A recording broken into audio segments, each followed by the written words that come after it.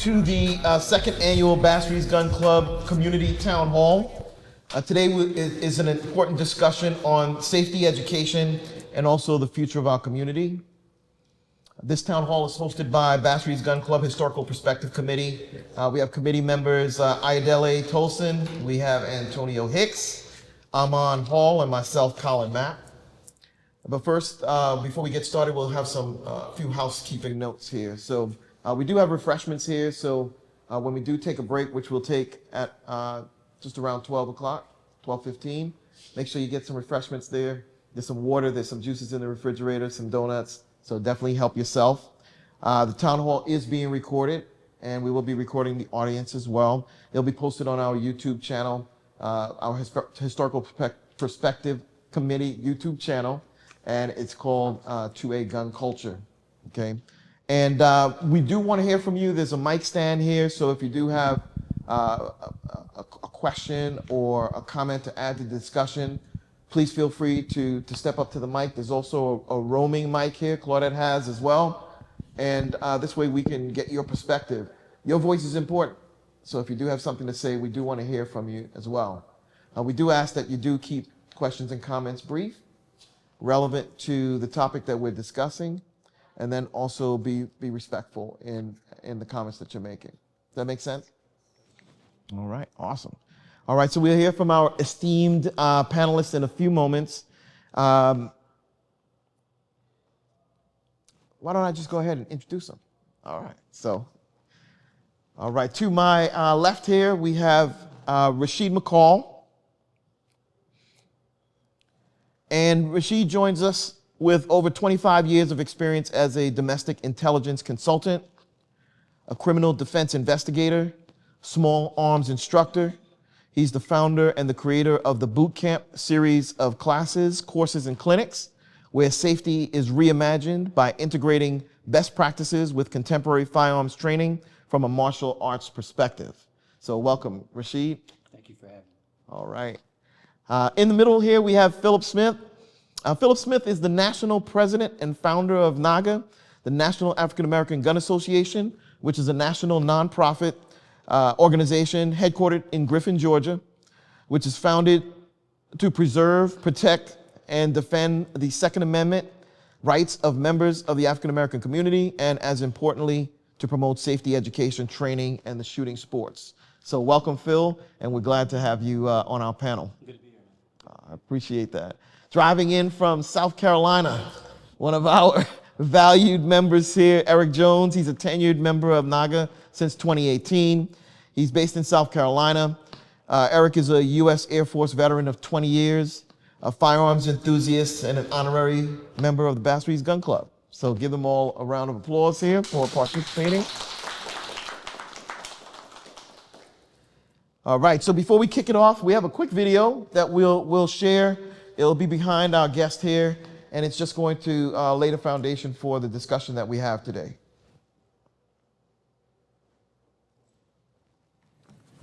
You can hear me? Chairman Durbin, Ranking Member Grassley, and distinguished members of the committee, my name is Philip T. Smith, and I'm honored to testify today. As the president of a firearms organization, this is a needed national conversation regarding firearms, and I appreciate the opportunity to be a part of it. A little bit about myself. I was born and raised in Vallejo, California, and graduated from the University of California, Davis. I am married to my lovely wife, Gwen Smith, of 20 plus years, and have 3 kids. And I'm also a proud member of Alpha Phi Alpha fraternity. I am the president and founder of the National African American Gun Association. We are the largest black firearms organization in the history of the United States and have grown to over 48,000 members with 120 chapters and members in every state. We are a pro-2A, pro-constitutional carry, and a pro-black firearms organization with no apologies. We have grown tremendously in 7 years with a diverse base of folks joining. You name it, and we have that person within our organization. What is especially significant is the surge of black women joining. Yes, black women are coming, and they are coming in large numbers. Currently, they are the fastest group of new gun owners in the United States, and I'm proud to say they are the backbone of the National African American Gun Association.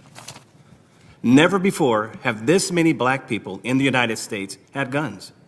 It is estimated that at least 14 million currently have firearms in their homes. What is happening is that our community has awoken, and we are taking steps to protect ourselves legally. Today at this hearing, I am representing the millions of Black people in this country, past and present, that have been unable to seize the opportunity to protect themselves through the Second Amendment. I will be their voice. I will be their defender. The history of Black Americans in this country is well documented, with slavery being a social and legal burden that we had to fight. But what isn't as well known is that there were laws called the Black Code starting in 1865 that prevented Black folks from owning any type of firearm in their possession. If a Black person was caught with a gun, they could be killed, no questions asked, on the spot. The goal of these laws were to keep the Black community under control and defenseless. Today, in 2022, restricting American citizens from purchasing firearms has the same effect as the Black Codes of 1865. The end result is people, especially Black folks, are unable to secure a gun, which leaves them vulnerable. To me, that is unacceptable and un-American. The recent Supreme Court decision, New York State Rifle and Pistol versus Bruin, will now allow millions of gun owners whose rights were restricted to exercise those rights, as crime has significantly larger impact on Black communities. It is even more important we have the ability to defend ourselves, exactly as the decision affirmed. Focusing on banning rifles like the AR-15 is an exercise in futility. It is in direct conflict with the Second Amendment, robs us of our right to use the best tools available to defend ourselves, and will only result in those who have access to the money and privilege of private security and the means to defend themselves. The misinformation about the AR-15 is incredible, with public figures making statements that have no truth or facts about the firearm. Let me demystify the firearm right now so we all can be on the same page. The AR-15 is not a fully automatic machine gun like the M16 used by the military. It is a semi-automatic rifle. In other words, you pull the trigger once and only one bullet comes out. Just like a pistol, just like a shotgun. Banning the AR-15 will not have any impact on violence. Studies have already shown this from the previous ban in the 90s. Bad people with bad intent will still have guns to cause harm to our most vulnerable Americans, Black Americans. You can't pass laws to solve the human condition of violence or evil.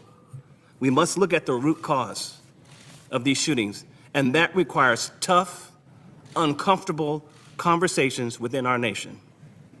Thank you for allowing me to address this committee and this serious subject matter in our country today. Thank you. Thank you, Mr. Smith. Professor Blacker. Thank you, Mr. Chairman. And very well said. You know, there are some dominant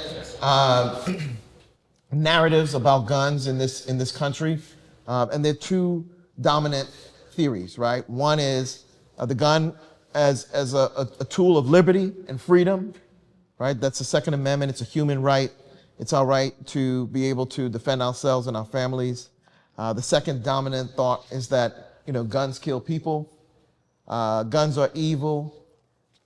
More guns equal more violence. Less guns equals less violence. So I'll ask our panelists here, how are African American gun owners and activists challenging or reshaping America's dominant narrative about guns? And anyone can answer. Yeah. I'll start off by I want everybody to think back to 2011, 2015. Remember how that landscape looked for all of us. There were literally no Black organizations as relates to firearms. It didn't exist. But look at us now in 2026. The maturation process within our own communities has been immense. Where we used to have one organization, we now have multiple organizations, and that's a good thing. Different strokes for different folks.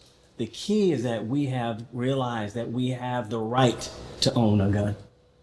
Prior to 2015, 2011, there were a few of us, Black folks, let's be candid, that had firearms. But they really were it's a rare bird.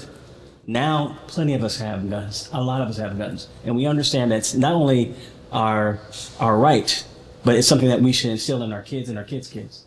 So the process of us learning how to instill the right to bear arms as something that we've really learned, I think, a lot in the last 10 to 15 years compared to where it was initially in 2015, 2011. So the landscape, to your answer, has changed a lot. And black folks are now part of that narrative. Prior to that, it was just older white guys, but now black people in all types of genres, different areas of the country, different types of folks, rich, poor, black, whatever, are now, pulling in guns and saying, hey, I have the right to protect myself. Fair enough. Absolutely. I think the fundamental question here is not if this is a question of civil rights, but whether this is a question of human rights. There's no way on this continent, in this world, in this galaxy, are you not going to tell me that I do not have the human right to protect myself, my family, and my collective community? So the fundamental landscape has changed in that we now understand that civil rights are granted to you. Human rights, it's based on you being a child of God. But at the end of the day, you have to make that decision for yourself. So you both see firearms as a tool of freedom and liberty, correct? Yeah, All right. I Eric? agree with that. Calvin, if I could add to that, you already mentioned that I got like 20 years in the military, retired Air Force. But after that, when I retired, I went into what would you call the service industry as a service technician. Did my years with that, and ended up working at the military exchange at the Air Force Base. And the reason I started working at the military exchange was because I had an opportunity that was offered to me to sell firearms. And I found that very important because I worked there for like 4 years and no longer still working there, but to this date, people are always coming up to me, family, friends, associates, or whatever, as the gunman. That's good, but also you got to remember, as the gunman, I'm going to ask you a couple of questions. Why do you want a gun? What do you want it for? It's basically, what type of weapon do you want? Because people are ignorant concerning firearms. And when you run into ignorance, that's when you get the violence, the death, the killing, unnecessary use of a firearm. And I always try to find myself in a position where I want to check their heart, because America's got a heart condition. Mm-hmm. That's what's causing a lot of issues, especially when it comes to firearms. 69 years old, when I was growing up, older brothers, they didn't have guns. Oh, wait a minute, let me go back.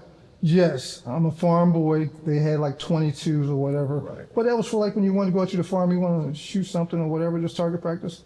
But nowadays, because of the heart condition that America's in and other people around the world, they don't want to exercise the thought process of, hey, let's do conflict resolution. And that's why, when I used to sell firearms, I say, hey, look, you're coming in here to make a purchase for a firearm. Why? It's just a heart check. So you raise a great point. And I said there were two dominant narratives, right, around guns. One is the gun as a tool for liberty and freedom. Others see it as a tool of violence, really, and a source of violence. They say that there are close to 4 million firearms in this country. Every year, there are 38,000 deaths related to gun deaths, related to firearms. So that opposing narrative to yours, right, there's some validity to it, correct? Right, so violence is there. There's violence with firearms. How has gun violence in our community shaped the debate over gun rights and gun control? How has the violence in our community affected the debates? Yeah, sure. I'll be honest, I think it's put us on the defensive. If you're a black gun owner coming through the door, you are automatically seen, even by your own people, kind of a pariah. Why does he or she, why does Colin have a gun? Why does Mike have a gun? What is the purpose of them having a gun? As opposed to some of the other folks, when they have a gun, they're just using their God-given right to have a gun. You know, there's no question, you know. I'll give you a good example, because I want to use this example. I think it really kind of speaks to what we're talking about. I was in the bank, Wells Fargo, putting money in a NAGA account, some checks we got from some sponsors. And there's a big sign, no firearms, no weapons in the bank. So I'm sitting there, just waiting my turn. And in walks this gentleman from another community, has a gun right there on his pistol, on his hip. Walks right on in, nobody says a word, just looks around, makes his deposit, talks to the couple of the tellers, and walks out. Had I did that, they would have called the police, they would have called SWAT, and they would have taken me out of there. And I'm saying all that to say there's a different narrative for us that we always have to negotiate, well beyond just being a person that's exercising their rights. And that's unfortunate, but that's the reality of what it is. Yeah. So I know maybe I didn't answer the question all the way, but I want to make sure that was echoed. Yeah, I think that's I think it's a fair assessment. Anyone else had anything to add to that? Yeah, my thoughts on that is this attitude comes from a historical perspective. NAGA has been excellent in terms of teaching us about our history. The reality is every ethnicity has a relationship to this technology. The Chinese created it, right? Africans that look like us and everyone else around the world was abused by the technology. And then you had other groups of people who basically took hold of that technology and misused it. And history teaches us that the victors get the right to history. So this narrative that we're being fed is being passed down from generation to generation. And I think that we're at a point in this day and time that we're able to recapture that narrative, right? With regards to NAGA, with regards to the programming that we do, with regards to the explosion of trainers that we have out there, whether you are dealing, whether you are, taking up arms for defensive purposes, for sporting purposes, or just to blow off steam. We use, or for sustenance, to put food on the table, because my people come up off of these plantations in the South, and one of the things that we used firearms for is for hunting. But now in this day and time, the new age, we're using it for not only hunting, sustenance, for defensive purposes, but we're also out there on the competitive field. So I think us capturing the narrative and rewriting that narrative, but also having an understanding historically where that original narrative comes from is important in terms of educating our community. Absolutely. I think our community at times tends to just look at gun violence, right? Because that's what they see in the media. It's really drilled into their psyche. And if they don't have a personal relationship with firearms, or someone who understands firearms and uses it responsibly, right, then they tend to focus just on the violence. But firearms are used in professions as well, right? We have to educate our children. It's not just the military, right? So you have personal security. Firearms are used for investigative purposes. So you have the GBI, right? So firearms are part of everyday culture. It's not just about violence. We need to be educated as a people, especially as black people, to know that firearms are not dangerous. It's the holder of the firearm, whether it be black, white, yellow, whatever. And that firearm is specifically a tool that can be used for good and sometimes for bad. And I highly encourage anyone that even thinks about a firearm to, hey, get some education, talk to people, get involved in an organization such as NAGA, go online, go on YouTube, whatever you need to do, and find out the good information concerning a firearm. And don't be ashamed of it, and don't be afraid of it. Get with someone that has experience. Great. If you don't have experience, join NAGA. Go online, Google us. There's clubs all over the country that you can get involved with. Absolutely. Great advice. That's a good point.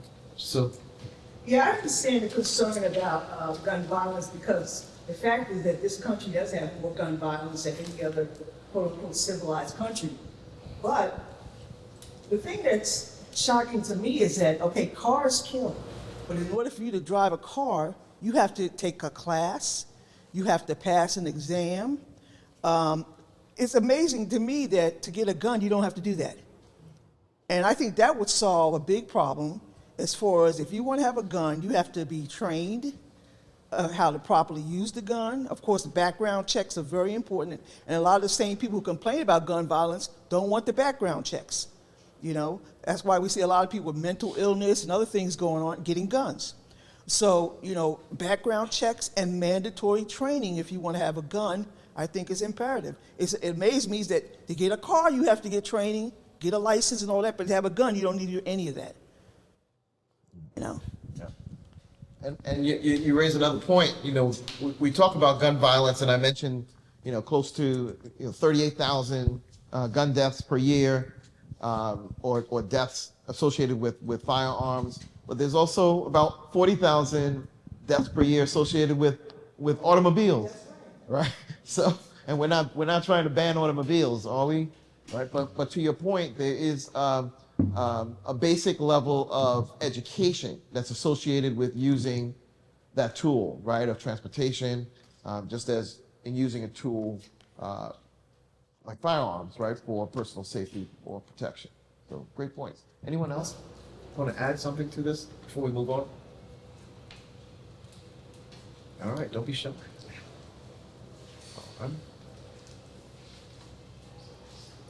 All right, so I know that race was brought up a couple of times in how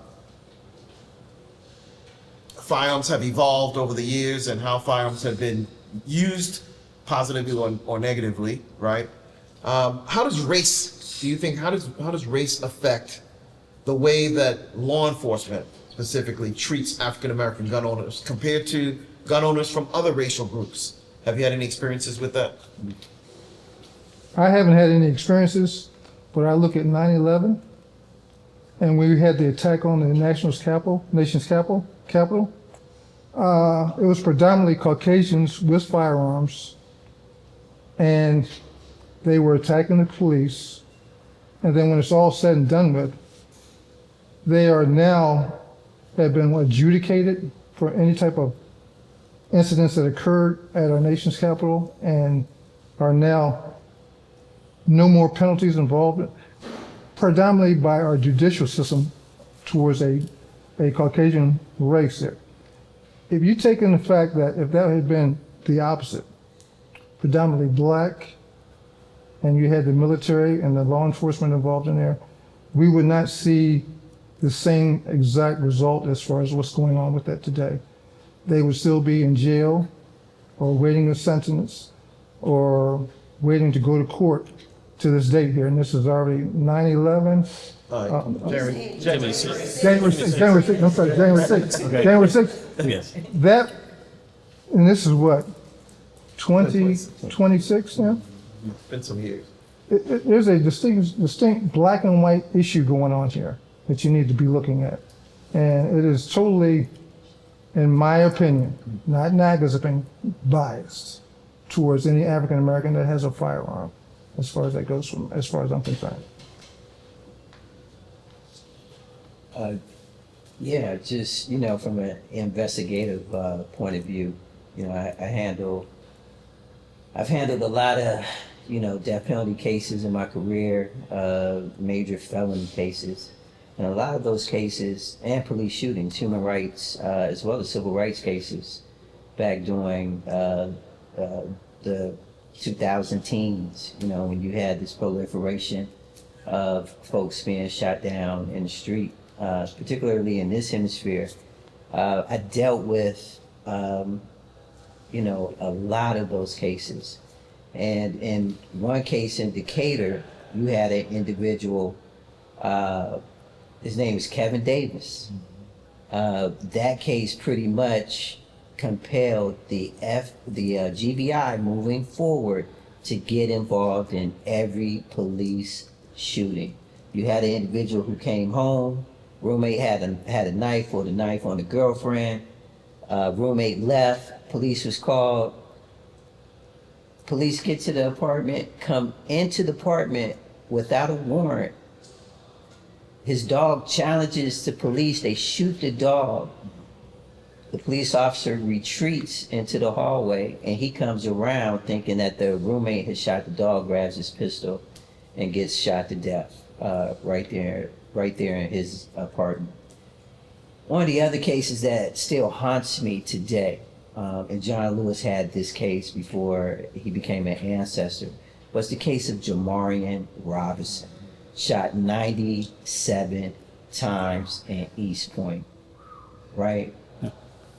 This case reminded me of Fred Hampton, because when I got to that scene and started to analyze what had happened in this apartment, in which the U.S. Marshals Task Force again entered this dwelling without a warrant.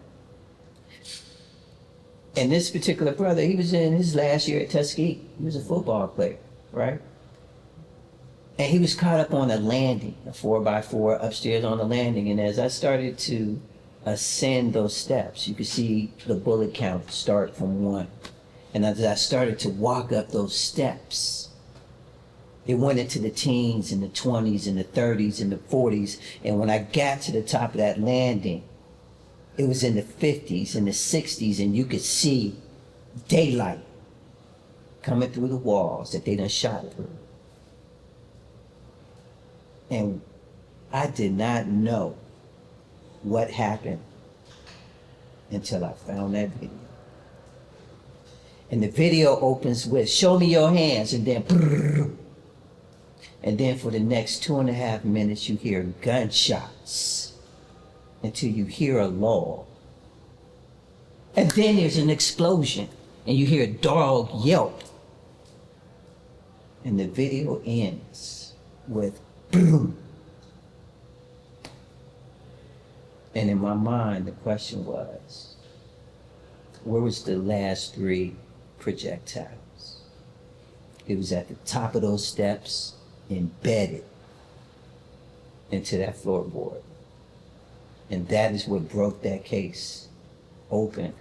Those officers were indicted,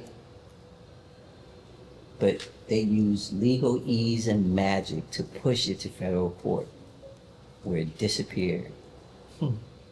And to this day, his mother is still fighting for justice for Jamarian Robinson. So when I think about race, when I think about guns, when I think about how we are treated differently as it relates specifically to these tools, there's no question. There is no question. And it will continue to happen until we raise our voices, until we affect change. And we all have a responsibility, because it could be our son, our grandson, our great-grandson, our brother, our nephew. We are all Jamarian Robinson. Absolutely. I remember that case very well. And, there's some in the community that'll say that, the guns are a liability to us, right? Why have the gun if it's going to bring, undue violence towards you, right? So does that type of violence that's specific to our race change the way that we feel, or change the way that you feel about gun ownership at all? Do you see it as a liability? No. And I think the reason why we are in the condition we are right now is because we have not had access to guns since day one, since we got here. Look at Tulsa Massacre. The whole town destroyed because they were not able, a few of them had guns, but not enough to protect themselves. When you have guns, people are not going to bully you. And when you don't have guns, you will get bullied. And that's what's happening. Well, that has happened to our community up until then.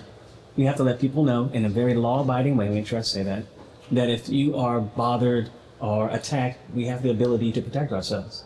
in a very legal way. There's nothing wrong with that.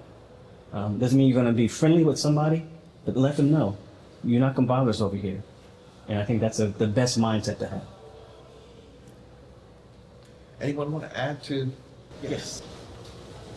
I think that with everything that's happening in Atlanta right now with women and the violence that has been perpetuated against women over these last couple of months in Atlanta, I walk in my neighborhood, I'd say 3 or 4 days out of the week, and I carry every time. And it is concealed, like it's under my shirt or whatnot, but I feel like if people understand how people carry and the way my body is shaped, it's not that hidden. I don't think it's a liability at all. I think it lets people know I'm prepared to protect myself, especially considering what is happening right now in our city, period, in our country. I do not see it as a liability at all. Like Phil said, I am ready to protect myself at any point in time. Okay, awesome. Appreciate that commentary. So, yes. Historically, we've always had to deal with violence against our community, whether we had guns or not. So I think anyone who says having a gun is going to bring more violence to us doesn't know our history. When we weren't allowed to have guns, we still had to deal with violence. So at least now we can kind of level out the playing field. You know, and they have shown in certain communities where, I was just seeing something on YouTube where there was a community where the veterans had come back from like World War II, they were armed, and you know, white people wanted to take over the community, and they were like, no, we were going to defend ourselves, and they were able to push back. So that's an example of how we can level the playing field.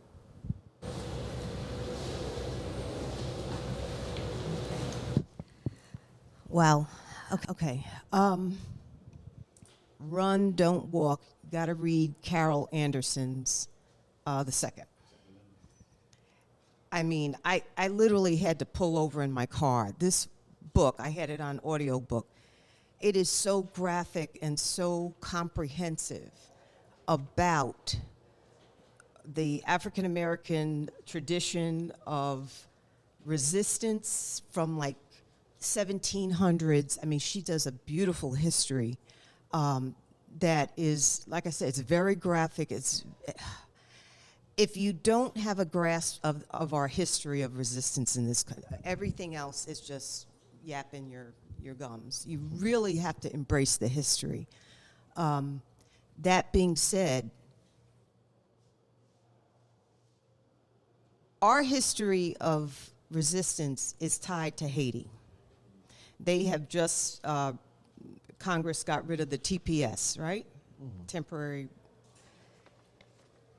Haitians are catching hell since 1790 whatever, when Toussaint and Dessalines revolted against those French, okay?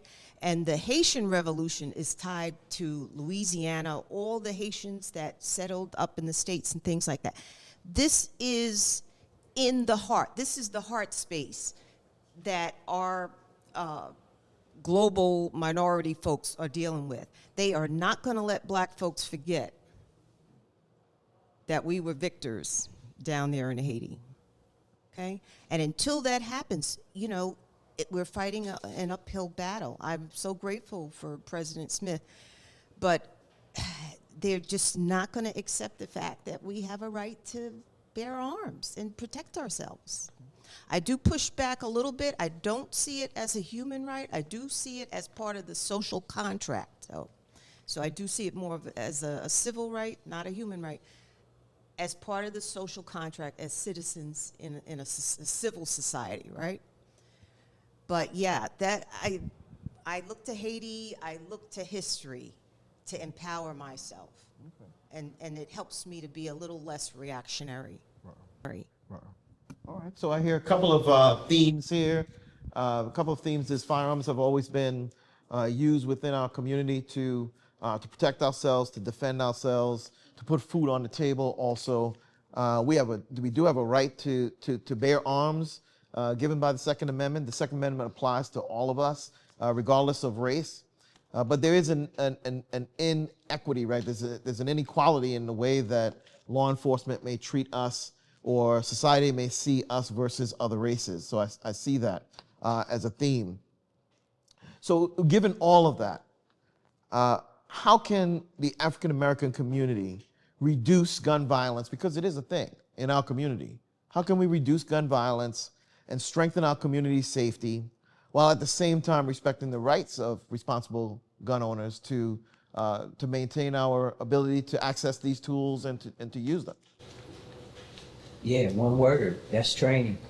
And it's not training once you become of age, it's training when you're born. My youngest student started off at 2 years old. And it was at the time that this particular student started using his action figures as weapons, right? That is when his training journey started. He is 10 years old now, right?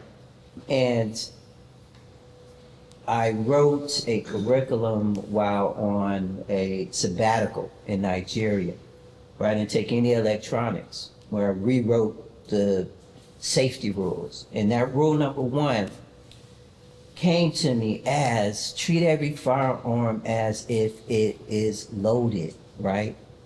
The first thing that we need to do is classify what we're talking about. They're either imaginary, inert, or functional. At the point in which a child picks up his toy and forms it as a SBR or a pistol, their training starts right then and there. They may never fire actual projectile until years later, but guess what? Their training starts there. That means that they're not running around the house pointing that imaginary firearm at anyone or anybody that they don't wish to what? Destroy. The training starts there. Whether it's a Nerf gun, a water gun, it does not matter. So we have to reimagine what contemporary training looks like, because that stuff that we're being taught now, it is antiquated. That's where we start. That's where I have started since 2011, reimagining our training. And to your point, I agree with you. Everyone who has this technology on some level should be trained. Just like sex, just like drugs, just like all of these things that our youth come into contact when they leave our care, they should definitely be trained on. And guess what? In this day, in this time, firearms has entered the picture because now there is a free-for-all based on legislation that is sweeping the country. And we are negligent if we do not have these conversations with our youth. It is imperative, because if not, the streets will. And I can attest to that. I can attest to that, because growing up, I wish I had the training and the exposure to firearms in a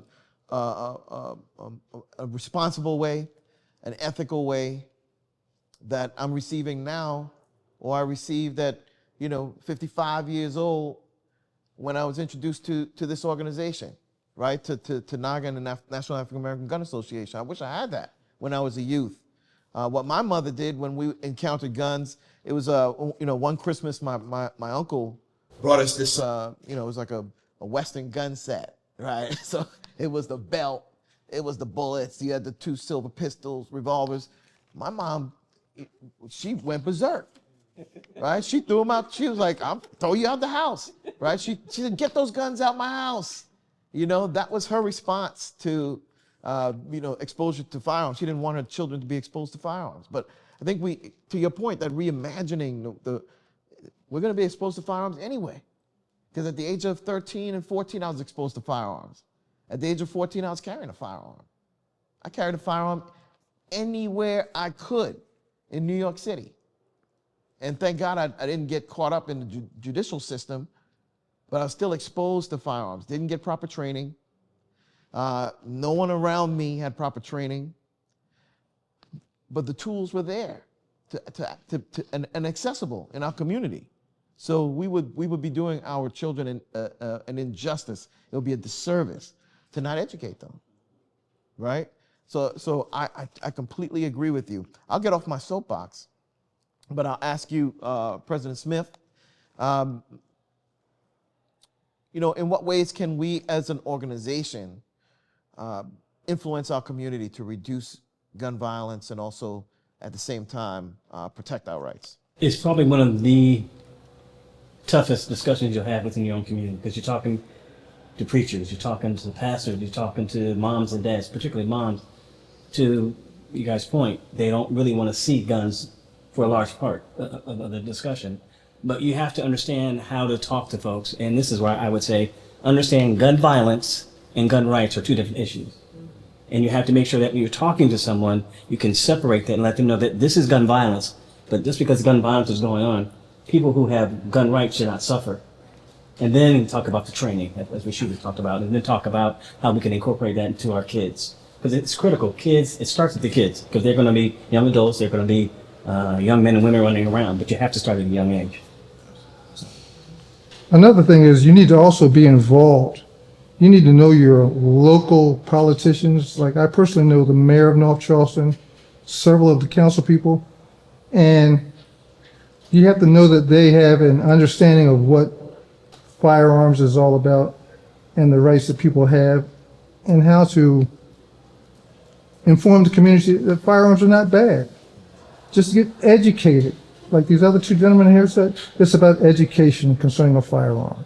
That's what we need to do. And we just need to reach out to our people locally and let them know, hey, listen, you need to get educated if you're even thinking about a firearm. And that resolves a lot of issues concerning the negativity concerning a firearm. Can I say something? Yeah, sure. I'm getting itchy. I'm trying to be on my best behavior here today. I really am. But you brought up a great topic. Let's be real. The toughest conversation I have had is in the black community. And the hardest, arguments, going neck and neck with pastors in this city, very large pastors, mega church pastors. I won't mention his name. I'm sitting in his office with his security guards, telling him, you need to have your folks go to that. You need to have them come and train. I even offered their members in their church can join our organization for free. Just get them in the house and we'll train them. He sat there and looked at me and said, Phil, that's a great idea, but I can't do that because I would be publicly saying I advocate guns. And I looked around the room and said, bro, I think he might have a Uzi. So what are we talking here? So I get really personally upset, and I apologize for my emotions. I'm trying to control myself here. But the conversation is hard. It's tough. And let's face it, a lot of our politicians are not pro-gun. They are not on any level. So we love our people. We love our black politicians, but they don't love us in terms of black gun owners.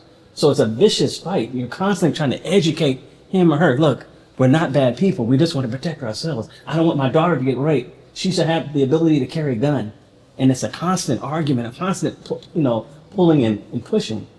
So that's just being real. And I think we need to really put pressure on our politicians and say, look, we're numbers out here. We count. My vote counts. So listen to me. Don't be, by default, anti-gun without listening to our voices. So, I'll calm down. Yeah, and I think we have to put pressure on our community too, because to be honest, there are segments of our community who don't want education. They don't want education because they don't know the value of it, right? They learn from the street, as Rashid was saying. So we have to be able to spend time in the community and not disregard them, but to meet our community where they are, right? To bridge that gap and break down some of those barriers that prevent them from getting the proper education, right? So that's tough too. It's tough going into neighborhoods where that are disenfranchised, that don't have social services, that are tough, crime-ridden, violence-ridden communities. But I think as a national organization, we have to do that too. As a local organization here in this city, we have to do that too, and not be afraid to reach out to our brothers and sisters who are in these zones to provide them with the education that they need to be responsible and to be safe, right? And so and to not get caught up in this judicial system, right? That has no love for them. So we have to do that as well. All right. We had a comment? Yes. Yeah, real quick. I just wanted to kind of add on to the the anti-gun arguments that I get all the time. Folks say, well, statistically, nothing's going to happen. The odds of somebody breaking into your house or attacking you are almost, insignificant. I was like, well, low is not zero. Correct. Right? And just because violent crime, according to the studies and the data, is down now doesn't mean it's going to stay that way. And also, my pushback to that is there's 400 million guns in this country? Yes. Around 20 million AR-15s. That's just the reality of the situation. A lot of those firearms are concentrated in the hands of people who want to do us harm, whether it be criminals, mass shooters, or white supremacists. That's just the reality. And as far as the white supremacists, MAGA folks, or whatever, people who, in my opinion, have bad intentions towards us, they have firearms. So where I see it, we should have firearms. They vote, we should vote. Why limit ourselves in terms of the tools we should use to push back against that agenda that's bad for us? Yeah. When the criminals give up their guns, then maybe I'll give up mine, but them first. Yeah. So that's just what I want to say. But, yeah. Because my knee hurt. Thank you. How you doing? Is it on? Yes, Can you it hear me? is. Okay, praise God. How y'all doing? Very good. How are you? President Smith, my name is Kat. President Smith, you mentioned when you go and speak to pastors and we need to get in front of elected officials. Have you had the opportunity to present NAGA to your local politicians, not just in Atlanta, but just in the Georgia, it's 500 municipalities out of 159 counties. What type of relationship or coalition are you trying to build? I'm actually newly elected in the city of Snellville, and I would love to learn that. Oh, awesome. And I'm a mentor with Gwinnett County Public Schools, and I'm a gun owner. Everybody in my house, even great-granny got a gun. So, Nice. But I'm learning because, like you said, proper training. I'm a veteran too, so my first training was in the military. But I've seen friends die. I'm from Detroit, and I've seen all of that from gun violence. So it was not the education and the training like what you're saying. It was more of it's access and it's in your hand. You have it. You point it, you're going to hurt somebody. And that was the extent of it. But you do it because you're protecting yourself.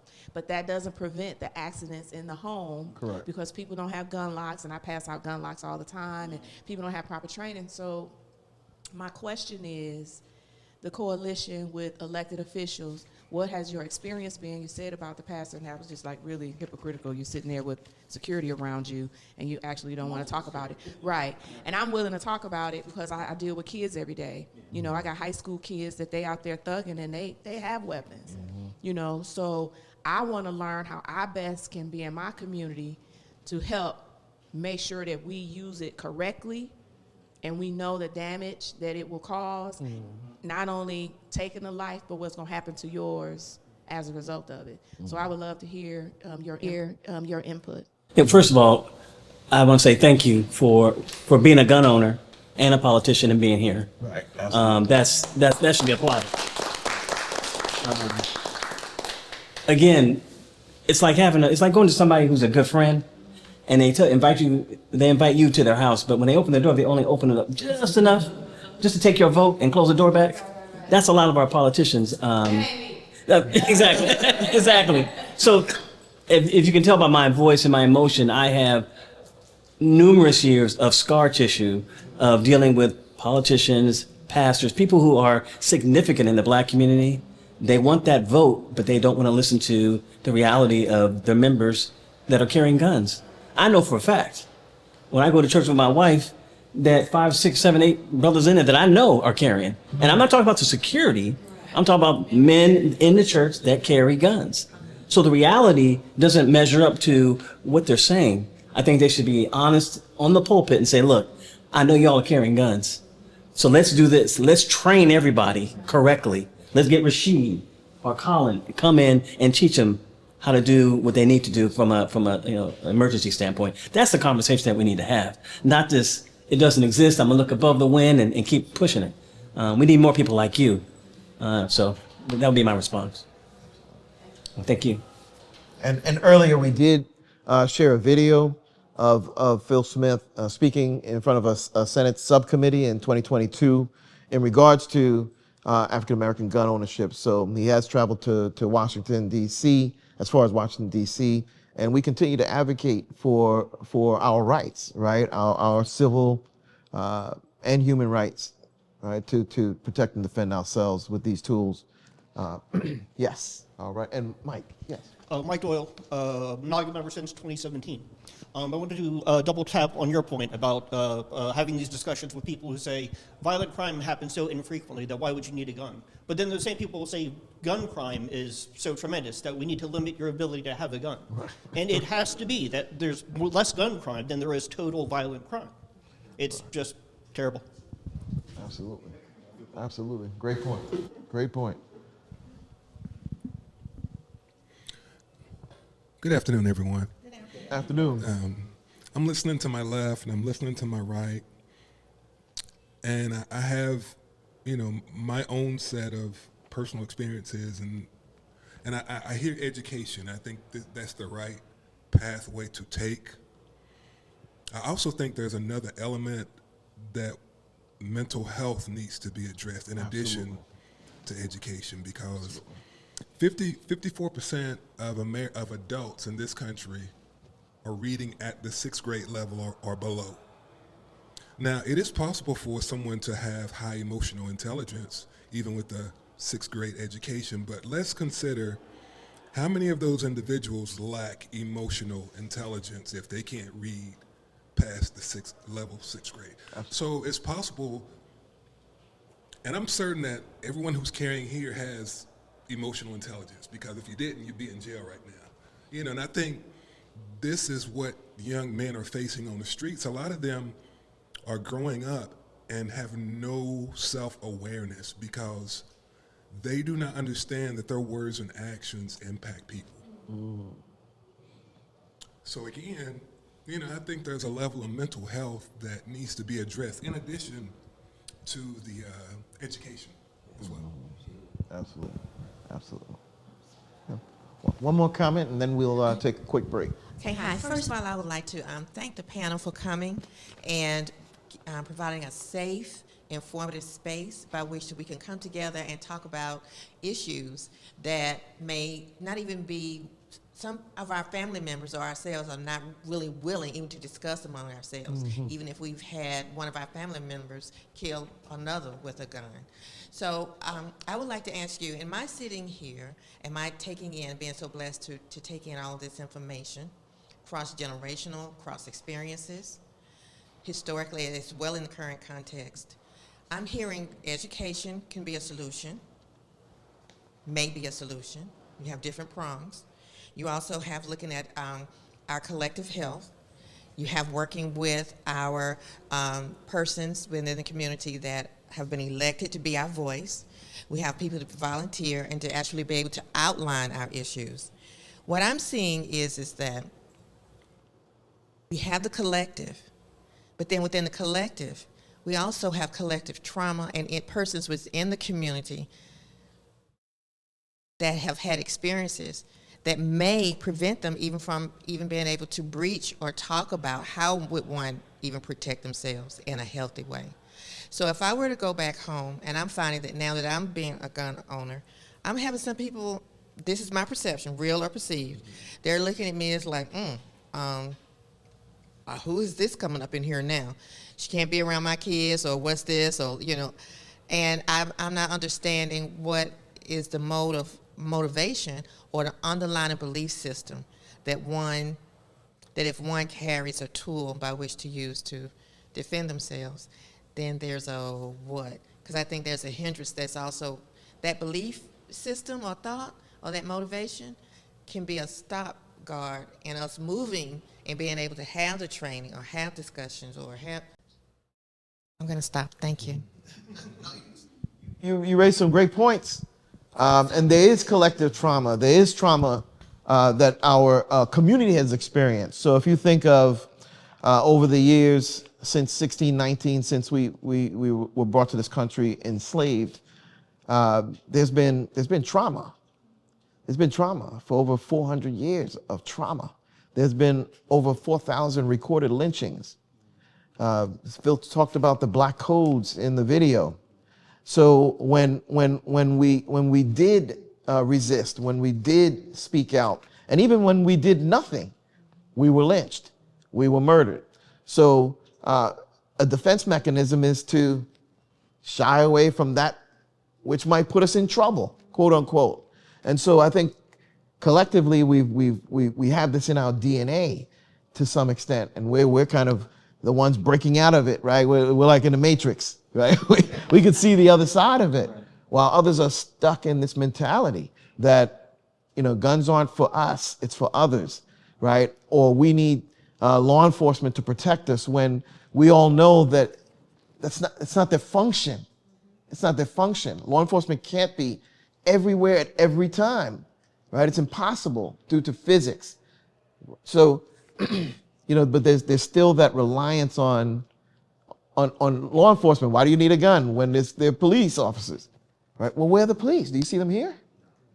Okay, so, right, so, so there is that collective trauma, and there's trauma on the other side of the fence as well. You can't commit 400 years of violence against a people and not have trauma. There's trauma in the white communities as well, right? And how they look at others and how they look at themselves. And all of that needs to be dealt with. And we haven't done that in this country. And so we can't have productive conversation if we're all in trauma, right? So I think that's a very key point. And the gentleman, you raised it well, right? That mental health is a key component of this. Yeah, Phil. Does everybody understand what a red flag law is here? Black codes. Oh, red flag. Red Yeah, red flag. Everybody familiar with red flag? Everybody Okay, familiar with can I answer everybody real quickly? Yeah, please. Red flag is a law in theory, and it varies from state to state. But in theory, it says if someone is in a mental state where they might hurt themselves or folks around them, law enforcement at some point can come in with judicial backing and take their guns so they won't hurt anybody. Now, in theory, that sounds great.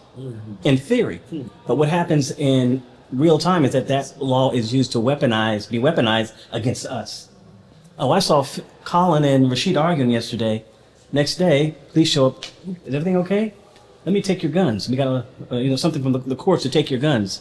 That type of thing happens. So red flag laws are in theory very, very good for society, but unfortunately, the way they are rolled out, they're rolled out in a very punitive way in our community. So just want to make sure everybody understands that. And it can be done to you anonymously. Yes. Correct. Anonymity can cause you to lose your Second Amendment right. Right. All right. So we appreciate everyone for showing up, and also for great participation too. The feedback and the contributions to the discussion is appreciated, right? And so, Eric, does anyone know? I think it's a bathroom. Yeah. Okay. All right. So we're gonna hang on. Eric, just for a second. It's taking a long time for me to restore it. You gotta make start on the story. You got it? Hey, Bill, can you do me a favor? Yeah. Can you see if Eric is out? Yeah. If he's out, he might be at the sink table over there. Okay. He did have on the Eagles shirt, so.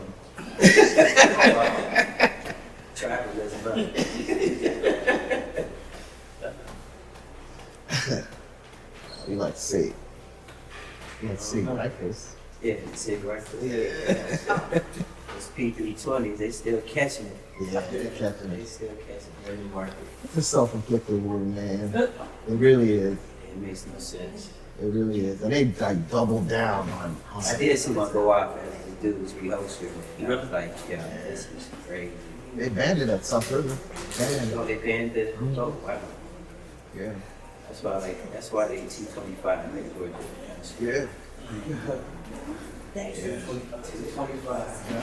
Instead of saying, we hear you, we're gonna put QC on this. Right. Like double down on like everything's good. It's not. It's not like they didn't protect something. It's fine. Yeah, it's fine.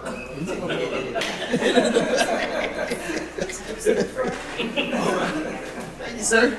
All right. All right, you ready? Ready? All right, cool. All right, so welcome to the second half of our town hall here. I wanted to spend this last half of it talking about solution, right? And giving advice to the community on what we can do. And we started with some of that discussion here, based on like mental health and education.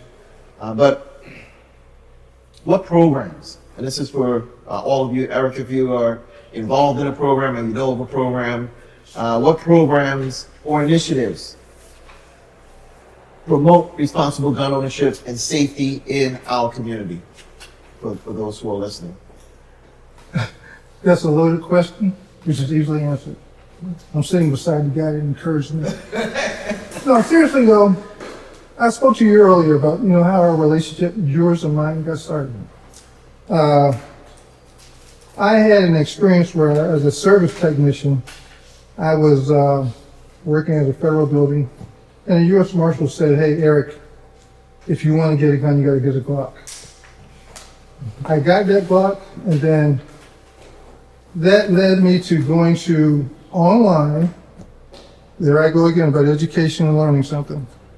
I looked up Black Firearms Association. What pops up? NAGA. What also pops up? At that time, Colin was the president. So it's got all of his information up there, his name, his phone number. Who gives him a call? I do. I ask him about it. What are you guys all about, other than what I've seen online? He explains it to me and talks to me about it. And then I go even further. I talk to some of my associates in Charleston, and we want to start a club. Okay, well, Eric, we're going to have to do a background check on you. We can't just have any Joe Knucklehead using the name of NAGA, starting an association that's supposed to be education, responsibility, and training. So myself and another gentleman, we go ahead and we go through the phase of doing your background check. You check us out, and we get approved, and we start our association in Charleston. Getting involved with an association that promotes firearm safety. There's others than NAGA, but I am NAGA to the bone. That's what you need to do. If you want to get involved in anything, whether it be firearms, cooking, whatever you want to do, you should always do research and find out the correct information and who's going to give you the best information and what your endeavors is going to lead you to do. That's what you need to do. Appreciate that. Rashid, what programs are you aware of, or initiatives, and there may be those that you promote that are useful in promoting responsible gun ownership and safety in the community? Yeah, the Georgia Child Initiative was started by a boot camp graduate known as Justin Mosley, where we go out to these preschools, go out to public events, and spread awareness around responsible gun ownership, safety, and making sure that those particular tools are secured safely, whether they're in your car, in your home, in your place of business. Georgia Child Safety Initiative, that's number one. Number two, continues to be, and I consider myself to be a firearms educator. That's a little different from a instructor, right? And through our boot camp clinics, courses, and classes, to my gentleman's point, those particular programs started in 2011 when my mentor, Geronimo Jajaga, America knew him as Geronimo Crack. But when he made his transition in Tanzania, that is when I came out publicly and started teaching the community what he taught me as it relates to these tools and giving back to our community. If you're not aware of this particular gentleman, there's a book called Last Man Standing that was written by Jack Olson that talks about the life and legacy of this ancestor.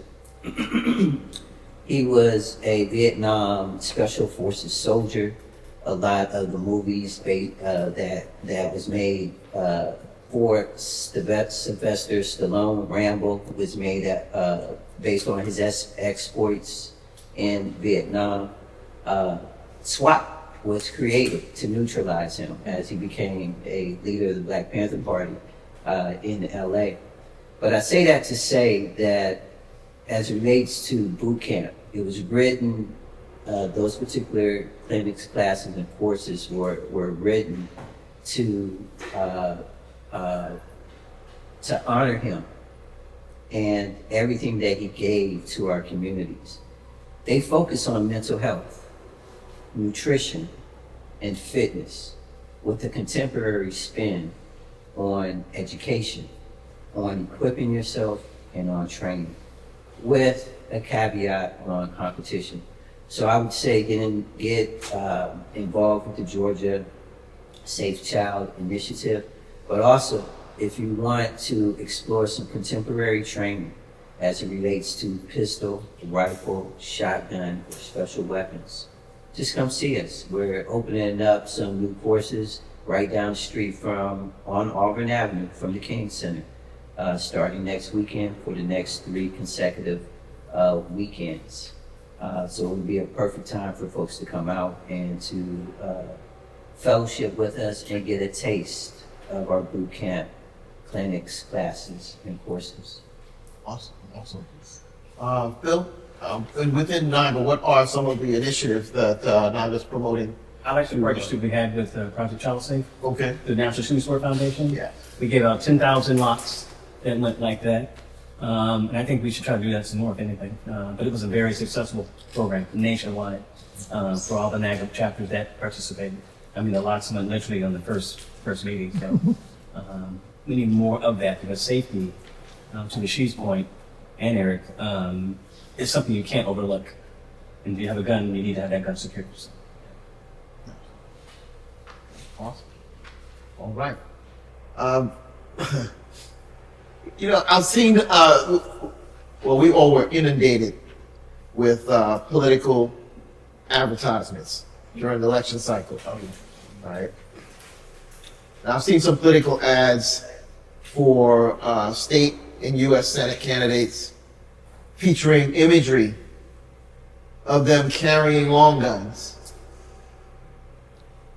What message are those ads trying to send to us? How do you interpret that imagery? I interpret that as a negative, because if you look at those ads, who's holding those long guns? It's not a person of color. And it's intimidating because it looks like that image is encouraging the Caucasian that, hey, listen, we're going to get our guns and we're going to put other minorities in their place. You vote for me, I'm going to make sure that you have a gun. You don't, if someone could show me 5 persons of political persuasion that was carrying a gun in that advertisement, it would be so much negativity, condemnation against it, but you don't see that. That's a negative connotation to the rest of the non-minority community that, hey, look, we're coming for you. That I don't like. I don't like it at all because it's negative, very negative. I haven't seen that. I'm just gonna be, on the up and up. But I will say that, make no mistake, we have entered, or really we are in the throes of a low-level civil war in this country. Never in my lifetime have I seen the type of political discourse or negative political discourse across both parties that I'm seeing now. And oftentimes for some of the clients that I serve, I have to do risk assessments, especially after January 6th and leading up to this most recent election. A lot of the opposition forces that don't necessarily, like people in the liberal space, the real hardcore forces have disappeared. They have disappeared online, and they have disappeared in the public eye. And what we have, you know, part of our risk assessment is, again, a storm is coming. A storm is on the horizon. And if you're not preparing yourself for that storm, mentally, physically, psychologically, and spiritually, you're going to get caught up. Everybody is not going to make it on the other side of that storm.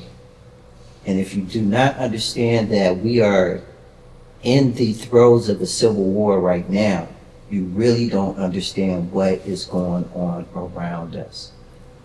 That's why the concept of nest is so important, for people to understand who is living to their left, who is living to their right, in front of them, behind them, right? It's important for you to understand who is in your community and their capabilities. Because at the end of the day, when civil society as we know it starts to break down and all the signs are there, if you're prepared, you'll come out on the other side. If you're not prepared, you're going to get eaten alive. And NEST, for those who don't know, stands for NAGA Emergency Support Teams. And it's basically a group of, or a team of people with varying capabilities that practice and train together, but also see each other as a network to communicate and also to, you know, get through some of the challenges that we may face. You know, not just the civil situation, the war situation, but just in the community situations as well. And I'll get to you one second. And the reason why I asked that question, and I appreciate all the answers, right, and the varying answers to it, is because when I saw those ads, they just seemed to me disjointed. Like, why are they?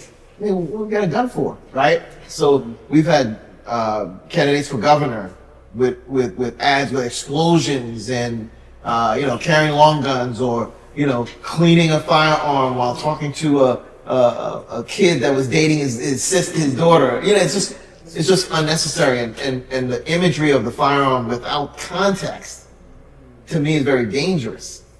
Right? It's very dangerous imagery without context, and so it almost is. You know, if we're Second Amendment advocates, it almost gives fuel to those who want to remove guns from your community, because it seems very irresponsible to me, and especially for someone who is a political figure or someone who we're placing our trust in to guide us in this community. So you know, it's very concerning to me. It also seems to me as a dog whistle for those who might pick up on that imagery and interpret it the way that they want to, right?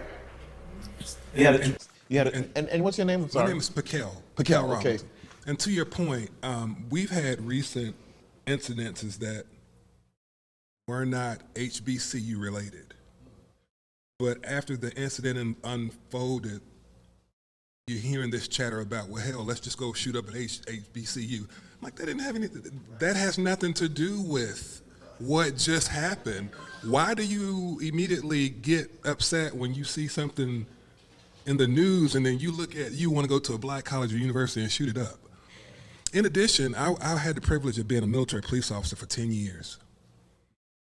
And when I caught wind, and when I was a military police officer, we were not allowed to carry firearms. They had to be stored in the armory. When I heard the Secretary of War authorized that military soldiers could carry Pete Kegseth, Secretary of War, Secretary of Yeah.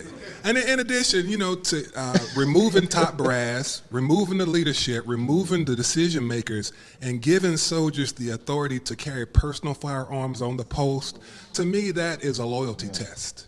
Because when this administration leaves, where can he go? Right.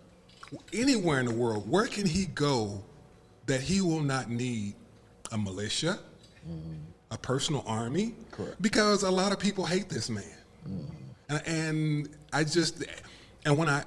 I caught wind of what the secretary was doing. I'm thinking, as a military police officer, that will make my job more difficult. Absolutely, infinitely. Because, we were trained, stay out of the kitchen. That's where a lot of the, but now that's where a lot of the bad things happen. If you can just keep the, but now as a military police officer, now I have to concern myself with, okay, you don't know who's carrying now. You don't, and to me, it just seems like that made being a military police officer difficult. Correct. But at the same time, I knew that this could be another, they're trying to see who's going to go on what side and because to your point, something is going to happen. Something has to happen. I hate to say it, but when the secretary made that decision, I thought that was a bad idea. And I'm not reading into it, but I'm saying to myself, what is the point? Right. What is the purpose of that decision? Absolutely. When you cut leadership and you're firing generals and you're firing this person, you're firing this person, and you can make the decision, then it just seems like there may be an idea of, okay, we're going to need some people who, we're going to need some soldiers. Right. So, I don't want, I would hate to see civil unrest, but to your point, I'd rather have it, I'd rather need it and have it than not have it, not need it and, Right. So, yeah, that's a great point, and I'm glad that you brought it up, and I thought maybe I was just paranoid. No. But and I'll finish. I'll wrap up soon. I noticed something at the end of the Obama administration, and I could feel it just didn't feel right. The energy was changing, and after he served his last term, revenge voting has put us in this position. These people are angry. These people are upset. They're irrational. They don't use logic and reasoning. All they want to do is it just seems like when something goes wrong, hey, let's go shoot up some black folks. That just seems to be the default answer, to go shoot up a college, go bomb a college. There's a gentleman in South Georgia that went home and got his AR, came back with body armor, and started shooting up a family cookout or something of that nature. So, to your point, that is a dog whistle. I view that as a dog whistle as well. Absolutely. And he got dealt with as it should have, right? And every time that happens, that's how they should be dealt with. But solutions, again, Eric mentioned joining organizations like National African American Gun Association, right? Rashid spoke about the NEST concept of making sure that you have a community and a team of people that you can rely on and fall back on to provide support and assistance. So we want to make sure that you've got those resources. Yes, absolutely. That's what coattail on both these guys are saying. Does everyone here belong to a nest? Yes. Does anyone here not know what a nest is? And it's okay. It's okay. NEST stands for, as Colin says, NAGA Emergency Support Team. It's a team of people that you can rely on in an emergency. And within that nest, everyone has a role. One person's handling, and each nest is different. But let's say for the sake of argument, one person handling ammo and security. And this is the bare minimum. One person handles food and resources. One person handles communications, i.e. GMRS, ham radio. One person handles medical, because you need medical. If somebody gets hurt, you need someone who can take care of it. That's the core of each nest. Everyone here should have a nest. It could be your mom, it could be your brother, it could be these two guys, it could be anybody that you trust in when stuff hits the fan. And your life is on the line. Who can you trust? And I'm not talking about your neighbor that you don't like and he doesn't like you. I'm talking about somebody that, hey man, John, I need you to get over here right now. I got this stuff ready. Or Billy, all you guys meet. Who do you have in your circle right now that you can rely on? If you don't have that, so like with Rashid and with Colin and Eric was saying, you need to really reconsider what you're doing. So, because I had been online and there's a lot of talk about things like that. I found something called a community pod, and the community pods are made up like between 3 and 8 people. Okay, so the community pod is made up of 3 to 8 people, and they're basically, everyone in the community has a role.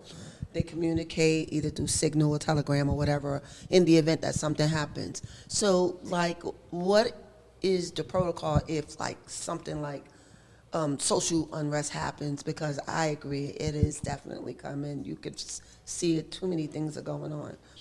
In the event, what we have with the community pod, what we haven't figured out is, so things start to break down. How do you come together to meet? Or is it just you just stay in communication where you are right there and just know that? Because we were thinking that each person had to have a certain amount of things like ammo, water, food, each person, in case the group had to go to any one of them. So, but this is my first time hearing about this. I didn't know about it, which is good, because that's just a different name. But in the event that it does break down, what is the first few steps that you go to your nest? What are you looking to do? Do you get together so you're in community? What do you think is the best? No, I'm just saying, before you answer it, can you keep your answer brief, please? Oh, sure. Keep it brief. And I'm not saying not to cut the conversation short, but just that it's a whole nother conversation, okay, when we're talking about Nest. Just understand the concept, and we can definitely get information to you, but I want to keep it brief because I want to talk about some other resources as well, and then we have a question in the back as well. So, Phil? No, it's just, as Colin was saying, it's very, very comprehensive, holistic approach of being personally secure for yourself and your family. So, like you're saying, we can have a conversation offline, but it's very, very important that everyone here belongs to a nest. That'll be a good thing. And it's going to be, to answer your question, it's going to be different for everybody. Correct. It's going to be different because, think about it, Rashid and I may be in a nest, but a member of our nest team might be someone who is not ambulatory. I mean, they might not be able to move outside of their home, right? But we're going to make sure that they're together, right? So for us, it's not gathering somewhere because our nest can't do that, right? Everyone can't do that. So different forms of communication for different teams, but this is a mutual aid type of situation. It's not like a will where you write the will and then, someone only finds out they're in the will when someone passed away. No, it's not that. The team needs to know each other, right? Train with each other, practice with each other, go through those scenarios like you just mentioned with each other, right? So this can't be a loose association. A nest is a very personal, intimate group, right? That is committed to each other. People you trust to tell about the resources that you have in your home. Yes. People that you know when you call them, they will answer the phone. They will show up. You can go to their home and know you will be safe at their home. They will be safe at your home. But it's different for everyone. Correct. Yes, continue. I just want to make a final comment about the nest. First of all, I agree totally that we're in a slow burning civil war. And I've thought that for 2 years. I want to remind everybody that we're about 17 years from the browning of America. If you haven't read Roland Martin's book about the browning in America and how white society is terrified of that, read that. That'll explain a lot of things that are happening as far as what they're doing to us. And the last thing I want to say is we are way behind as far as putting together our nests. Now, what I do is I monitor what white people are doing. I go onto their crazy websites. I watch all their prepper YouTube channels. We are behind. So if you want to get an idea how to start a nest, look at what they're doing. I piggyback a lot of stuff that we do in our nests. Like I'll go to my nest and I'll give them like 4 YouTube videos to watch as far as what supplies we need. What do you do if all of a sudden the shit hits the fan? What's the first thing you need to do? So from those videos, I know, first of all, you got to secure water. Number one, you got to do food. So they give you a list. So the information is out there for you to find through YouTube. If you want to go on those extreme white websites, you can find the information there too. What the preppers are doing, they're putting it out there, and you can use it. Yep, absolutely. Absolutely. Yeah, so there's a lot of resources. Make sure that the resources you do find are reliable and that they are accurate in what they're saying, because there's a lot of misinformation on the internet too. So take it all with a grain of salt. But organizations like ours will give you some factual information there as well. So good discussion there, and I'm glad you are participating, right, in your pod. Excellent. So my father, right, in his infinite wisdom, he taught us that no one should be able to put their hands on you without consequences. That's what he taught us as children. He also said, never feel pain alone.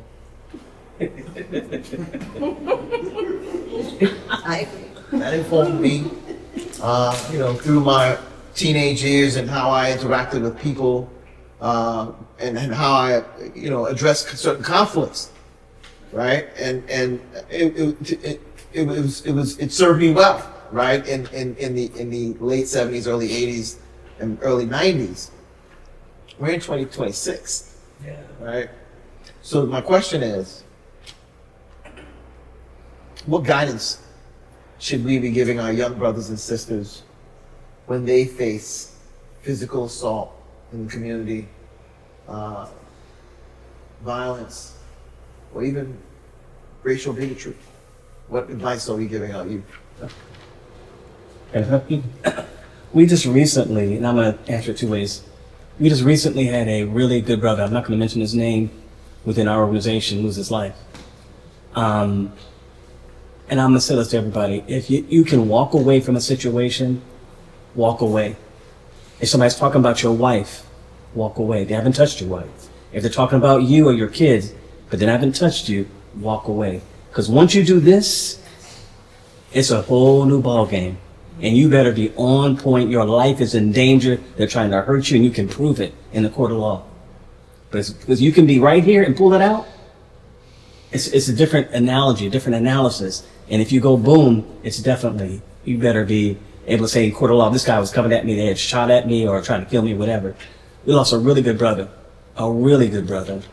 And I think a lot of it was the emotion of the moment where you could have walked away. So I guess I'm trying to say my emotions are mixed because he was a good guy, a good person. He was a father. He was a husband. He was a business owner. He was an instructor on many levels. Excellent. Hell of a shooter. And now he's gone. And his emotions in the moment, I believe, was part of that reason. And it was very, very sad. So think about before you react. And Colin, he makes a good point as well. If somebody hits you and touches you, that's a different conversation. Protect yourself always and protect your family and your kids. But if you can walk away, don't worry about your pride, your ego, get in your car or walk away. Don't worry about what they're saying. Just laugh about it, saying that person's having a bad day, and you get about your business. So this is me tracking that.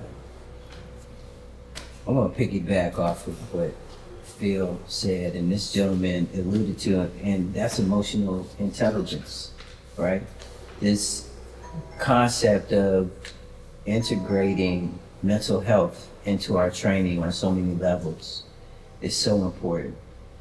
Whether it's dealing with self-care, whether you're going to a psychiatrist, because that is not a bad word. We are dealing with intergenerational harm that has been passed down from generation to generation. It is not taboo to go get some help. It will only benefit you, right? And oftentimes in our safety class, when we talk about the 7743, the form that you fill out, 4473 to fill out to get in the gun, and that question comes up as it relates to mental health. You have the ability to voluntarily get help. You don't want to be on the other side of that, where you're involuntarily committed to a mental institution, and in fact, you're giving away your right to protect yourself, your family, and your community. So emotional intelligence, we, through the Brothers of Let Us Make Man and the Black Man's Lab, every Monday and every Tuesday, we have these gatherings to deal specifically with that issue of emotional intelligence and mental health in our community, as well as the Black Women's Lab. We have a sister organization now dealing with that whole question. But you got to get those reps in. So that is an outlet for people to come out and to, get some reps in. And if not there, go get counseling. It's not taboo. Yeah, I think of the young man, Carmelo Anthony, the young man who, was told that he didn't belong in a certain space. Hands were put on him. He fought back and defended himself, and is now being prosecuted and persecuted, right, for defending himself. I see myself in him. I would have done the same thing. You put your hands on me, I'm gonna put my hands on you, right? You're gonna feel pain just like I'm gonna feel pain. You put your hands on me, there's consequences, right? Malcolm X said it. He said, no one should be harming him, right? He said, I don't harm anyone, right? So if I'm nonviolent to you, I expect you to be nonviolent to me. But if you're violent to me, you have to expect that I'm going to be violent to you. So I don't see an issue in what that young man did. And conflict resolution, trust me, is something that I do promote. Mm-hmm. And emotional intelligence is something that I promote, and I think I have emotional intelligence myself, and especially as firearms owners, and especially if you carry a firearm, there's a higher degree of emotional intelligence that you have to have in order to just de-escalate situations and not get into situations. But I also believe on the other side of that coin is that, our youth need to understand everything's not pretty out here. And defending yourself and your community is very important, right? So, yep, I appreciate that. Over the last 10 years, how have you seen the firearms community and the Black firearms community in particular evolve? Okay, in your view, has it changed is it a positive change, or has there been some challenges that we've experienced? How has the Black firearms community evolved over these past 10 years?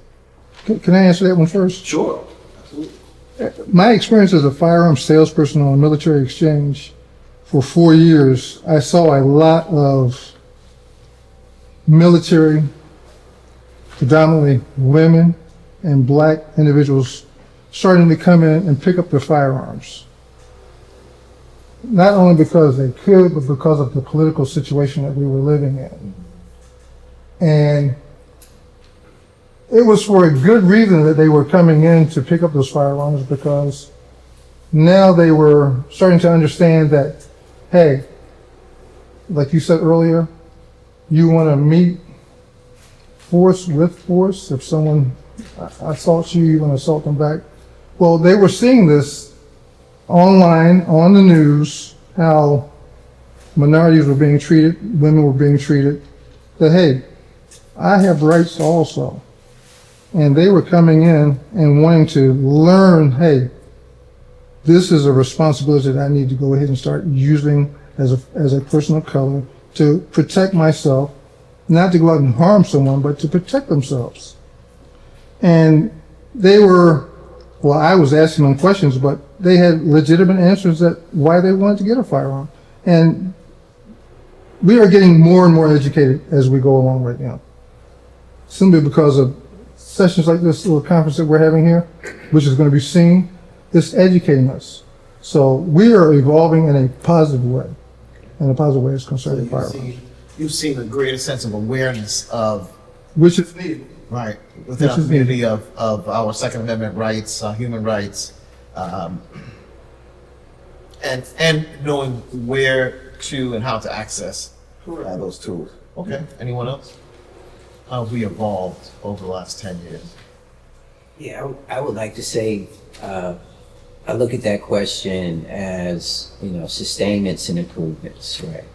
Sustainments on my end, in terms of my observations, is the quality of tools that we are now owning has gone up.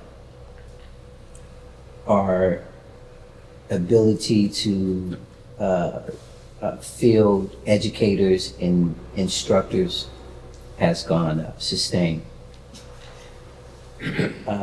Improvements, I don't know where these FRTs came from. Force reset triggers. Right? Force reset triggers. So force, yeah, it mimics automatic fire. Yeah. Yeah, that's that has to be an improvement in our community, and just the proliferation of free states with regards to the Second Amendment is definitely on the uptick. Love to see it. The sunrise on the illegal tax on NFA items. It put the machine gun market in a depression, the SBR and SBS market in a depression, because those laws were created so that we didn't have access to that technology. So that's a sustainment, right? Now you can go out and build your short barrel rifles, your short barrel shotguns, get your any other weapons, or suppressors, right? Everyone should own a suppressor. There's no reason why you should not have a suppressor. In our community, it's called a silencer. But correct nomenclature is a suppressor. Everyone should have a 22 suppressor, and you should go from there. Those are my sustainments, my improvements over the last 10 years. This is a very exciting time to be in this community. And we should be educating ourselves, our family, and our community. Anytime you own a weapon, you should always know the manual of arms concerning that specific weapon. You could own a pistol, never clean it, and then the time when you need it, it's going to jam because you've never learned the manual of arms concerning how to maintain that weapon there. So having a weapon is good, but you better know your manual of arms, whether it be a pistol, rifle, shotgun, because when you need it to work for you, you want it to work. That's not the time to say, oops, that's a bad critical time. And that's your owner's manual.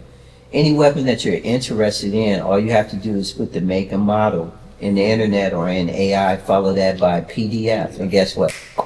The owner's manual will pop up. And unfortunately, a lot of people neglect to read their owner's manual, almost 100% of the time. And that's the first thing that we should be doing, is educating ourselves on that manual of arms, right? That's true. Yeah, so. That's true. Yeah. Hey, Colin, can I say something about the changes that? Yes, you can. There's so many women's groups now, right? I love Bass Reeves. I've been in Bass Reeves since 2018. I would never leave. But there are so many all-women gun clubs now. In the Atlanta area, I personally know 3 that I know of. And at one point, I'm a member of a sorority. At one point, we have these things called soror squads. We'd go do different things. We, at one point, had the Guns N' Roses soror squad. Do you hear me? Now, when National heard about it, they were like, cut it. And they did that. They did that because we are a nonpartisan organization, and we cannot be shown to support certain things. And that was the formal declaration that we received on why we should lose it. But there was a time when my sorority would never have considered such a thing, never would have been on the table. And we had the Guns N' Roses soror squad, you hear me? And we have all these ladies who have their own gun clubs that are female only. And again, 10 years ago, that was not there. It just wasn't. So I want to throw that out there too. And Naga has the Queens of Defense. Yes. Queens of Defense is a national women's organization within Naga. Largest black group of black women gun owners in the U.S. Wow. So, absolutely. By far. That's excellent. So that there's been an evolution there, and Phil said it in the video. Black women are the fastest growing demographic of firearms owners in this country. That is factual. And so it's great to see women taking that accountability and ownership for learning, right? And it's not just for self-defense, right? As people may think it is. There's definitely hunting. Yeah. There are women in competitive shooting, right? There's all types of shooting sports, right? If you look at the Olympics, there are women who are competing, right, on a world stage. So don't let people box you in to it's just self-defense. Right? It's not. Yes. I just want to add on to one of the biggest changes. One of the biggest changes to me, aside from just chapters growing, is that you can now walk in a room and see a black instructor. 10 years ago, you didn't have that. But now you can walk into just about any city and see a black certified instructor, like Rashid. like Eric. That's something that is empowering for all of us, because typically walking home, we don't see that. We're like, we're looking at somebody else. Not that that person's not trained and professional, but there's a certain linkage that you have with that person. That they get you. They get you. They understand you. So, I mean, that's probably the biggest gem. The presence of black instructors in these various places across the country. Awesome. Well, my final question is, based on that, so what do you believe is the next stage in the evolution of African American gun culture? Coming together. What's the next stage? Next stage. I've said this from day one. We have to have our own ammo companies. We have to have our own gun companies. I'm talking about manufacturing, right? Mm-hmm. So we have to be able to, and I always say that there's this blank slate, and in every generation, there exists this blank slate. Like in my generation, we came up with hip hop. My parents' generation, it was R&B. My grandparents' generation, it was jazz and gospel, right? But we sold all of our intellectual property. A lot of those people and pioneers, they died or are dying destitute. Why? Because they gave away their intellectual property. And our position is, we're faced with this blank slate right now. Whatever you can imagine, it does not exist right now. Whatever your talents are, throw it down and build a business. But license your products. Do not sell it. License it into perpetuity. Mm-hmm. That's that long money. That's what I want to see. Yeah. Absolutely. Absolutely. I agree with this is the next evolution of this black gun culture. Coming together, and like Rashid just mentioned, collectively controlling resources and speaking to one another. We have a lot of groups out there now, a lot of gun groups, different niches, but we're not really communicating. It doesn't mean you have to like the person or like the other group, but at least let each other know what you're doing. Other communities do it, and they do it well. Oftentimes in our community, we don't have that conversation because there's like the rivalry. It's a kind of a form of tribalism that we need to get rid of. I have no problem reaching out to. I'll give you an example. I reached out to a regular gun guy. Mm-hmm. A lot of NAGA members are in his groups. So I talked about it. And I think it's something we should start doing, because that's how we can collectively have a force, have a power that we need to maintain. Just communication. We need to work on our conditioning. Oh, yeah. And when I say conditioning, I mean our mental thoughts concerning blacks, firearms, and survival, politically, locally, and nationally. We have to make a change.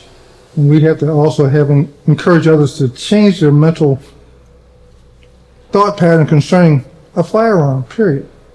Doing that, blacks, women, we will obtain, like the young lady said, that she sees other survival companies or survival people doing stuff as far as like getting ready for an upcoming civil war. We need to teach each other to be ready, get ready. We need to change the mental condition of our minds. Like I said earlier, it's a heart condition that needs to be changed for the better. Anyone else?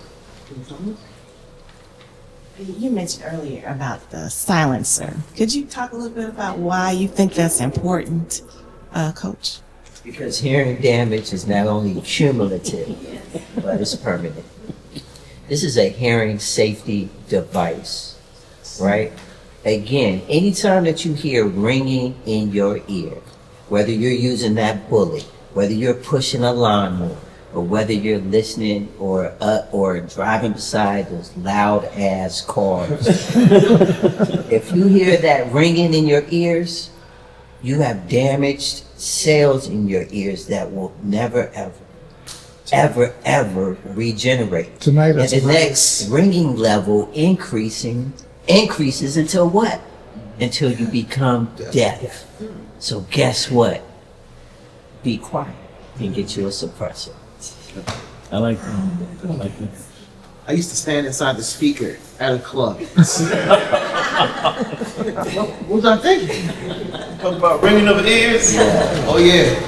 Yes. Yeah, the reason why I'm getting a suppressor, and I was just over at to talk to the guys about which one I should get, is that when we go to the range, we put in ears. Ear pros. Because it's loud. Imagine if you have to fire in your home. How loud that's going to be. So when I think about that and being prepared, I know I need a suppressor. Great point. Absolutely. And there's this phenomenal podcast called the J Situation Podcast. They have the suppressor community in a headlock. This is a ballistics DOT expert that has come up with a sound signature standard that will debunk all the myths about whether your suppressor is hearing safe or not, whether you're running it on a bolt gun, a semi-automatic weapon system, or what have you. So before you decide to make a purchase, go to his website, listen to his podcast, because these are investments. And a lot of people are overrating the products that they have. And there is no way, right, to authenticate these claims until he started doing it approximately 6 years ago. The name of his company is called Pew Science. The name of his Pew Science. His podcast is the J Situation Podcast. Pew. And that's PEW. The J, you're right. The letter J Situation Podcast. For the phenomenal studies on this particular technology, especially if you want to nerd out. All right, and my final question, I said that was the final question, but this one really is the final question, because I think it's important to know. So how, over the last 10 years, have you changed as an individual within this African American gun culture? How have you changed personally? I'll give you a second to think about it. I'm gonna go first, Colin. Yes, sir. I've gotten more politically involved. Simply because our politicians that we put in office need to know that my concern, speaking for myself, is that I need to have my 2A rights upheld as a legal firearms possessor. I don't need anyone in any political office telling me that I cannot have a firearm. I've invested too much money and time and research into purchasing whatever I have. And I want to keep what I have also. So with that in mind, I always do my research and homework as far as like who I pull the ballot for when I go in the booth to elect someone in office, whether it be the local dog catcher, mayor, councilman, president, vice president, congressman. Know what you're supposed to be voting for and why you're voting for it. Absolutely. I've been more conscious about that. And you know, you've also given 20 years of service to this country in the military. So no one should be telling you that you can't possess a firearm. Right? Bill, how's it changed you? I think for me, a lot of different things, but I think probably the most dominant, I've become a little more cautious. I don't take things for granted. I like to investigate it. And also, before I say I'm going to partake in something, I want to make sure that it's going to benefit our community. I mean, really benefit, not just, now I'm speaking specifically about sponsors. Don't hand me a discount code and say you're going to give my people a 10% discount. What are you doing for us? Are you hiring black people in your company? Are you promoting the right safety measures with your product when it comes to our people? You know, and also, how do they vote typically? There's a gun company here today that had a gun that had a certain name attached to it in part of the marketing program that I was vehemently against. I won't say it, but we need to look at the gun, the company, the owners, what are they promoting before we start embracing stuff. So. Rashid? Yeah, I think the incorporation of the mental health, the proper nutrition, and the physical fitness into our curriculum has been a game changer.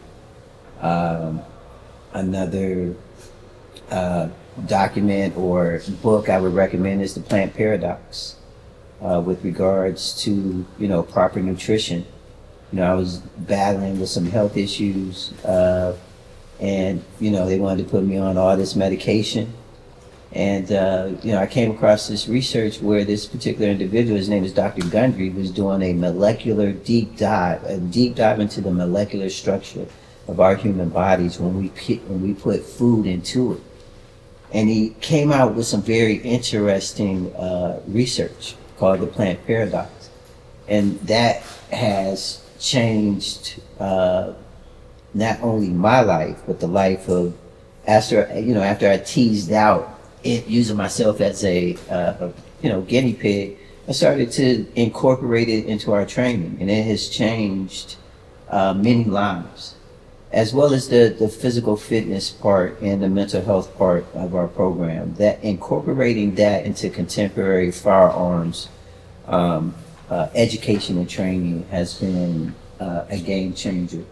And I think that as we move forward in terms of passing this technology down to the next generation, we have to have a look at those three areas: mental health, proper nutrition, and fitness. Appreciate that. And the reason why I asked that question is, many times you see podcasts and you see different interviews, and when it's related to firearms and the firearms community, it's just all about guns, and it's guns and more guns, and that's not what this is all about. And as you can see from the three responses here, had nothing to do with guns, right? The change was not that they own 1,000 more guns, right? The change is something it's a change in your belief system. It's a change in the way that you you carry yourself in certain disciplines and so forth. For me, the change over the last 10 years has, this association with NAGA and Bass Reeves Gun Club has given me an outlet for skills that I have in my toolbox that I have no other place to use them, right? So leadership and development skills, interpersonal skills, organizational skills. They're skills that you as an individual could bring to these organizations and associations and your nest and your pods that you've developed in other areas of your life that you could bring to this two-way gun culture that we have here, right? So it's not just all about guns and knowing about guns, but being able to organize, mobilize, get people involved in political action, right? Nutrition and fitness. Right, these are all things that we have to be conscious of when we do get together and fellowship and build these communities. Right, our Black 2A gun community is unique. We're not like other 2A communities, and we should never be. We should never compare ourselves to them. We should never use them as a standard, because they're not a standard. We're the standard, right? And so we build this thing our way. Right, we control the narrative. And that's why it's important that we have these discussions. So I appreciate the thoughtfulness of our Bass Reeves Gun Club Historical Perspective Committee and bringing these town halls together. We're going to do this on an annual basis, and the whole goal is to build, right, from year to year and see what our progress is, right?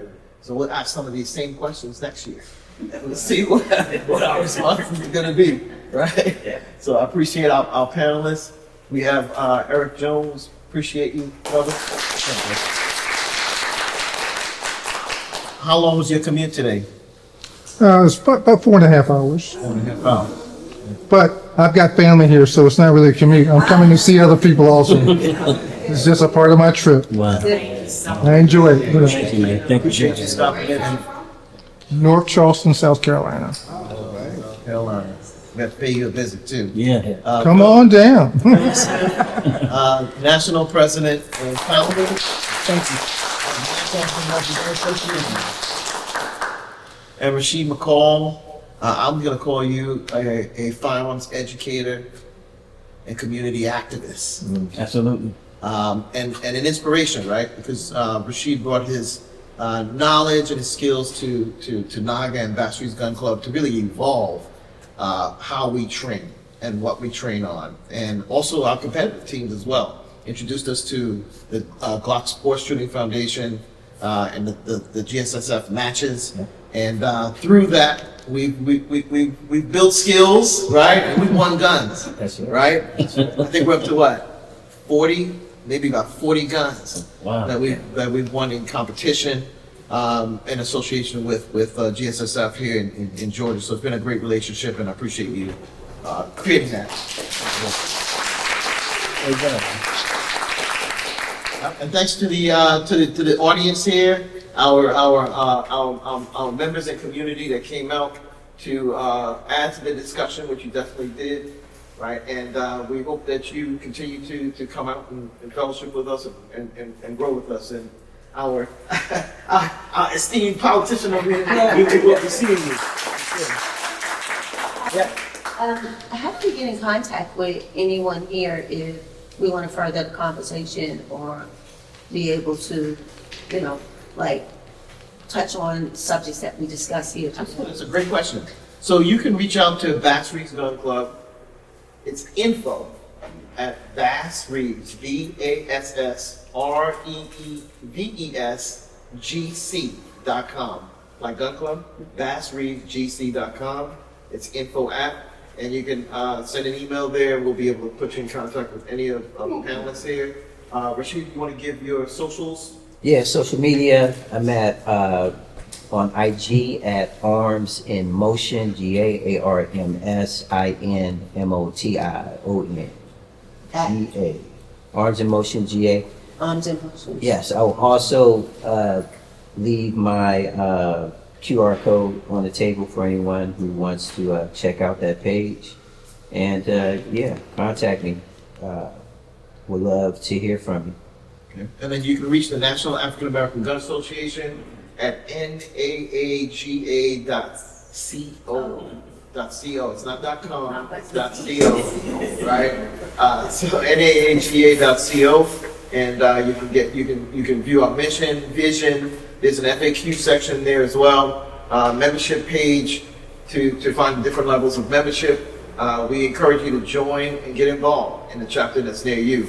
And we also have chapters in 32 states across the United States. We have 76 NAGA chapters.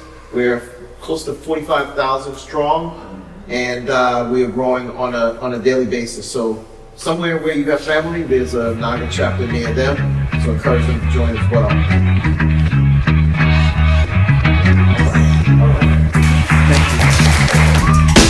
Pressure make diamonds, so I'm covered in ice. Got me